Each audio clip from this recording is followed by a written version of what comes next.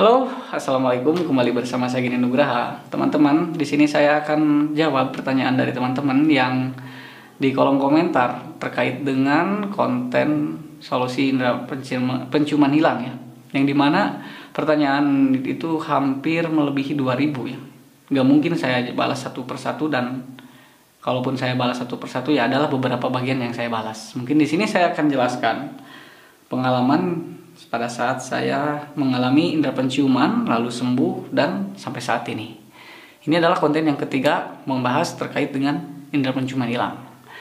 Oke, konten yang pertama, mungkin konten itu saya buat pada saat saya mengalami anosmia atau indera penciuman saya hilang. Waktu itu memang saya mengalami pilek berat yang memang dikarenakan alergi. Jadi tak kunjung sembuh, 1 hari, 2 hari, 3 hari, 1 minggu tidak sembuh-sembuh, dan hampir 1 bulan. Pada saat saya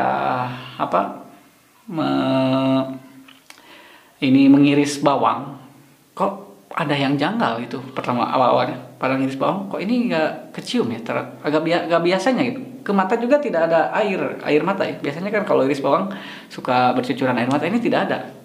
Nah, lalu saya merokok, karena saya perokok berat ya. Saya merokok, loh rasanya begini. Nah, pas makin penasaran, pada akhirnya ya saya mencium aroma seperti balsam yang seperti itu. Kok tidak tercium? Oke. Perasaan saya bagaimana? Enjoy saja. Kenapa? Meskipun banyak orang, banyak berita mengatakan bahwa virus corona gejalanya adalah indera penciuman hilang.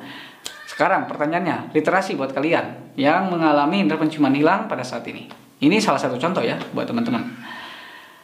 Contohnya, kalau kita sakit gigi, otomatis kita akan mengalami sakit kepala. Pertanyaannya, apakah semua sakit kepala itu dikarenakan sakit gigi? Itu pertanyaannya. Begitupun indera penciuman hilang ya teman-teman. Indera penciuman hilang pada saat saya mengalami hal itu, saya merasa tenang itu ya mungkin waktu itu yang cemas istri saya, keluarga saya, tetangga. Karena memang kondisinya lagi booming, lagi viral nih virus corona. Saya sendiri yang mengalami enjoy aja. Kenapa? Saya pernah mengalami di tahun 2010. Dan waktu itu saya masih kuliah pada saat di Cimahi. Jadi meneruskan profesi di apoteker di Unjani ya. Waktu itu saya indera penciuman hilang ya. Dan ada demam juga. Untungnya pada saat 2010 belum ada yang namanya corona. Kalau ada yang namanya corona, saya pasti dipulangkan atau saya diisolasi. Jadi apa sih yang ditakutkan? Kalau menurut saya ya, kalau teman-teman merasa takut ya, kalau cuman dibayang-bayang saja ya, menurut saya ya, ini prinsip saya, kalau cuma dibayang-bayang saja ngapain juga buang-buang tenaga. Kalau misalkan kita merasa takut yang berlebihan, imun kita akan menurun. Teman-teman catat, kalau merasa takut yang berlebihan, imun kita akan menurun. Bagaimana kita bisa melawan penyakit kalau imun kita menurun? Dan ada yang merasa ketakutan seperti istri atau keluarga dan tetangga. Kalau istri saya, pada saat saya ngomong indera penciuman saya itu hilang, kaget. Kamu harus di masker, jangan sampai ini, jangan sampai ini, jangan. Wah, orang tua saya juga sama. Wah, kamu hati-hati. Wah, semuanya juga, adik saya sampai WA.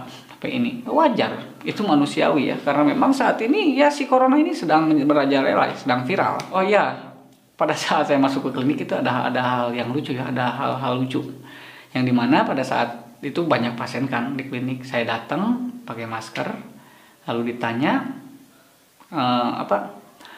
kamu riwayat yang kamu alami apa, dan saya sebutkan yang saya alami indera penciuman hilang. Itu semua bergeser pasien yang di belakang saya semua bergeser. Jadi ada rasa ketakutan ya. Dan si perawatnya juga yang nanya agak hati-hati melihat saya. Nah, saya santai aja. Ditanya apakah ada demam? Tidak ada. Apakah ada sesak? Tidak ada. Karena saya yakin ini bukan corona. Itu saja yang saya pikirkan. Saya yakin ini bukan corona. Ini hanya alergi yang pernah saya alami di tahun 2010. Karena memang gejalanya dulu alergi. Karena alergi baru timbullah indera penciuman hilang. Seperti sakit gigi timbullah sakit kepala. Nah, seperti itulah contohnya. Kata dokter harus istirahat ya, kurangi dulu rokok. Saya ya, ini jangan ditiru. Saya tidak melakukannya. Bergadang Setiap hari saya bergadang pada saat indera penciuman saya hilang. Merokok, saya tidak berhenti merokok karena ya memang saya sukanya merokok ya. Tapi ya itu terserah teman-teman ya. Kalau saya pribadi saya santai aja menghadapi indera penciuman hilang. Dan saya yakin yang namanya tubuh pada saat mengalami hal tersebut itu sedang memproses. Tubuh kita sedang memproses. Jadi jangan terlalu dipaksakan. Saya berpikir pada saat indera penciuman hilang, anggap aja saya ini sedang pengurangan dosa ya. Kalau sayanya sabar gitu. Tawakal gitu, sabar lah. Dampaknya besar juga sih. Saya jangan dulu ke kantor 3 minggu dan itu banyak hikmahnya. Ketika saya jangan dulu ke kantor selama 3 minggu ya saya perbanyak konten. Kapan lagi saya membuat konten nih? Biasanya buat konten itu Sabtu Minggu. Ini 3 minggu men free nggak ngantor ya, bikin konten aja sepuas saya. Dan alhamdulillah dulu tuh subscribernya belum sampai 1000 ya, jam tayang belum sampai 4000. Gara-gara itu saya jadi memenuhi syarat ya. Oke, sekarang pertanyaan yang sering ditanyakan di kolom komentar, obatnya apa? Saya kasih tahu ya. Pada saat saya ke klinik dikasih obat oleh dokter, yang pertama Grantusib, yang kedua vitamin B kompleks, dan yang ketiga adalah antibiotik. Antibiotiknya Cefadroxil. Itu saya sarankan ya, mendapatkan obat antibiotik Cefadroxil itu kalau bisa sesuai dengan resep dokter. Kalian bisa langsung beli ke apotek, bisa saja. Tapi tidak semua apotek memberikannya. Jadi kalau dengan dengan peraturan itu berbenturan. Karena peraturannya antibiotik harus didapat dengan resep dokter. Kalau misalkan tidak ada resep dokter, tidak ada pelayanan untuk memberikan obat antibiotik. Oke, tambahan buat teman-teman, selain obat yang dikasih oleh dokter, saya juga melakukan terapi. Terapinya, saya melakukan penguapan. Penguapan dengan cara dedaunan. Dedaunan itu 11 daun bebas, daunnya apa? Ini untuk melatih ya, bukan untuk menuju sembuh, tapi melatih indera penciuman saya. Saya cari dedaunan yang memang daunnya itu wanginya itu mencolok seperti daun sirih dan daun yang dipais pepes ikan yang seperti itu, suka ada daun itu, kalau bahasa Sundanya surawung ya. 11 daun pokoknya. Daun itu saya rebus ya. Setelah direbus otomatis kan ada uapnya tuh. Uapnya dibawa, saya simpen. Ini muka saya pakai anduk semua.